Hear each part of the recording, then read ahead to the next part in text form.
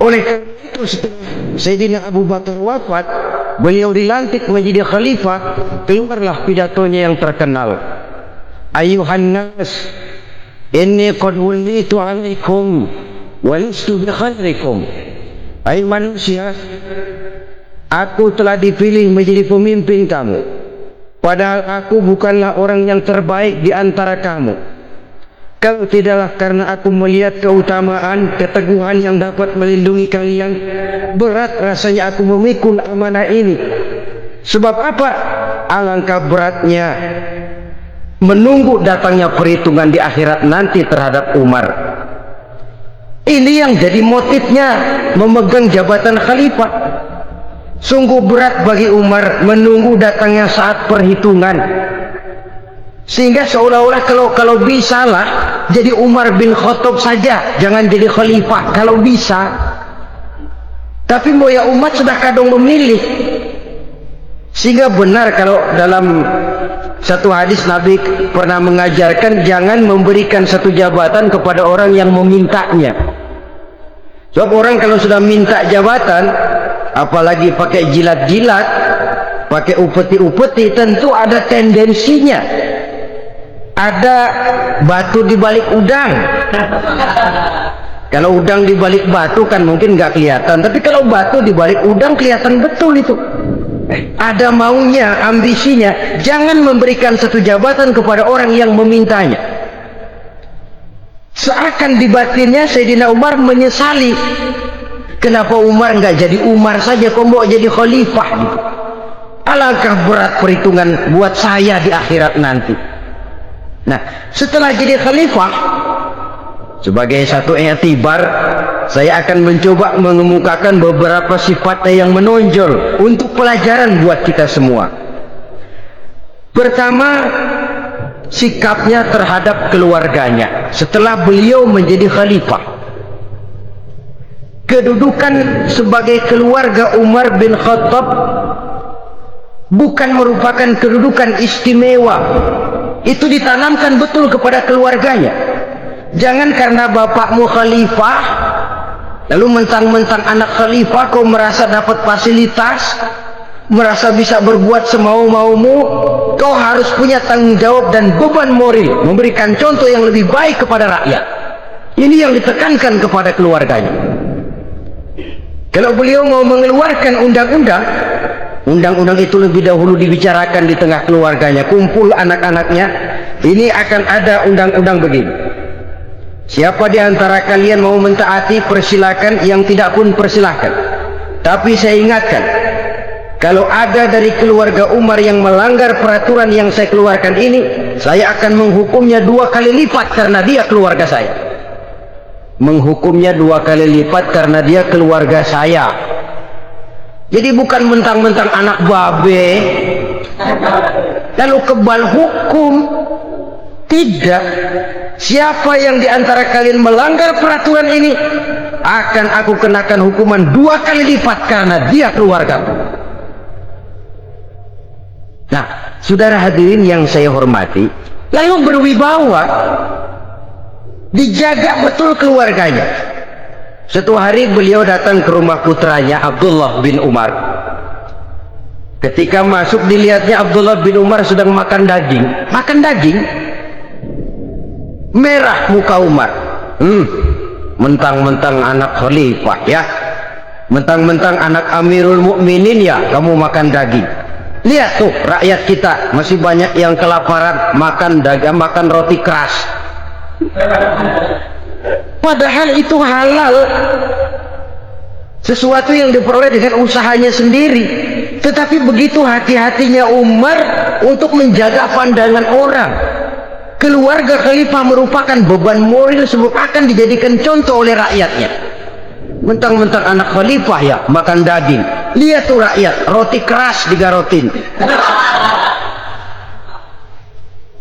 Lain saat beliau pergi ke satu pasar, di situ dilihat ada sapi gemuk-gemuk. Tempat lain sapinya kurus-kurus. Tanya, ini yang gemuk-gemuk sapi siapa? Sapi Abdullah bin Umar, sapi anaknya.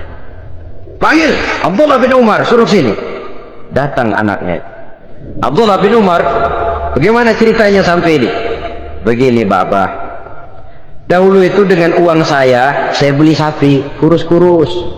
Lalu saya rawat, saya berikan upah orang untuk merawat sapi-sapi itu, sampai sekarang dia menjadi gemuk. Akan saya jual, dan keuntungannya tentu sesuatu yang halal. Subhanallah, kata Umar, kau ini anak Amirul Mukminin, jual sapimu, ambil modalnya, untungnya masukkan Baitul Mal untuk urus kepentingan orang Islam. Dia nggak mau anaknya terlibat bisnis dompleng kekuasaan ayahnya, karena mentang-mentang anak khalifah lalu segala macam bisnis lancar. Orang takut karena apa? Anak babe. Ada lagi, pada waktu pembagian harta ghanimah, putri beliau yang namanya Hafsah, ini adalah istri baginda Nabi, meminta bagian. Kaum kerabat ayah, ini kerabat khalifah, kitalah dulu kerabat.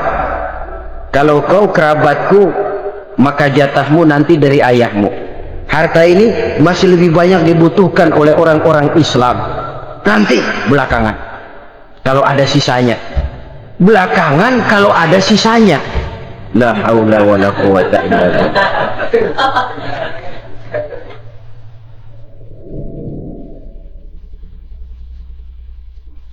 Saudara hadirin,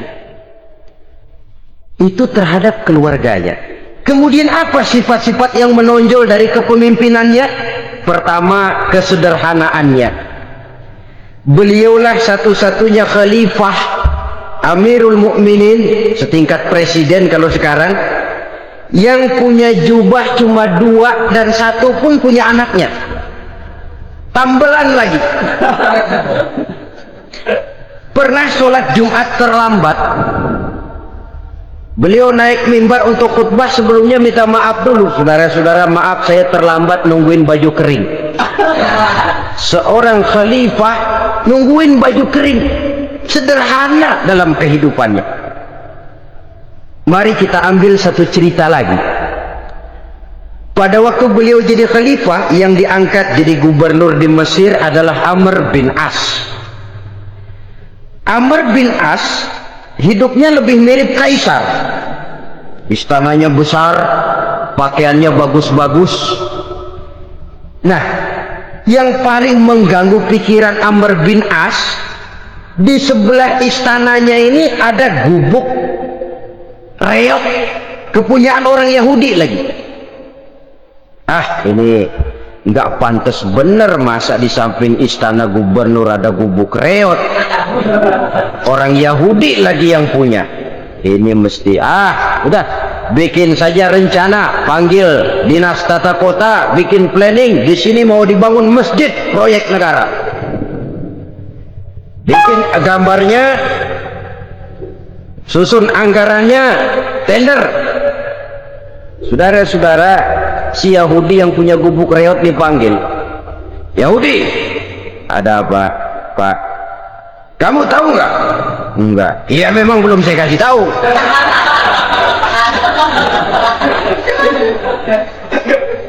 Ada apa Pak?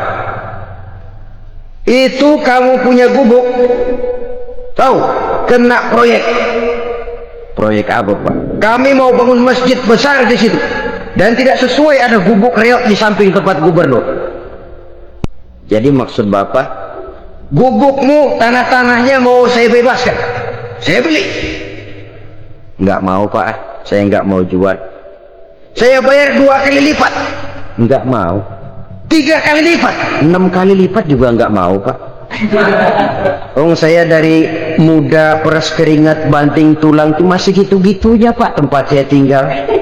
Gubuk reot sama tanahnya sedikit, makmur saya Pak, cuma rumah sama sumur.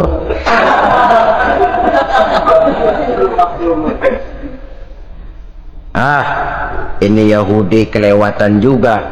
Akhirnya turun perintah, sudah, kalau dia nggak mau dibebaskan, Gusur saja, tarik, ambil bulldozer. Kusur. Yahudi ini berurai air matanya. Aduh, begini jadi rakyat kecil, udah jatuh ketiban ember lagi. Tapi pikir-pikir Amr bin As kan bukan yang paling atas, dia kan cuma pejabat, masih ada atasannya lagi. Lapor, lapor. Yahudi ini berangkat ke Madinah. Bayangkan dari Mesir ke Madinah, jalan. Di sepanjang jalan dia berpikir membanding-banding. Kalau gubernurnya saja istananya begitu mewah, apalagi khalifahnya. Kalau gubernurnya galak main gusur, apalagi khalifahnya. Dan saya bukan orang Islam, apa dia lemin ngadu? Apa dapat tanggapan? Berangkat dia sambil harap-harap cemas. Sampai di pintu kota Madinah, dia temui orang lagi tidur di bawah pohon korma. Selamat siang, Pak. Ada apa? Pak. Apa? Mau lapor. Lapor apa? Bapak tahu Khalifah Umar bin Khattab? Tahu? Istananya di mana, Pak? Istananya di atas lumpur. Di atas lumpur. Di atas lumpur. Pengawalnya banyak, Pak. Banyak. Siapa, Pak? Yatim piatu, janda-janda tua, orang-orang miskin, orang-orang lemah, itu pengawalnya. Pakaian kebesarannya apa sutra apa Pak? Pakaian kebesarannya malu dan takwa. Saya nggak ngerti, Pak. Itulah Umar bin Khattab. Lalu orangnya sekarang di mana, Pak? Di depan ente. Rupanya yang dia tanya itulah orangnya. Gemeter Yahudi ini, keringat bercucuran. Coba, istananya di atas lumpur. Sebab beliau berprinsip, bagaimana saya bisa menghayati nasib rakyat kalau saya tidak merasakan apa yang mereka rasakan?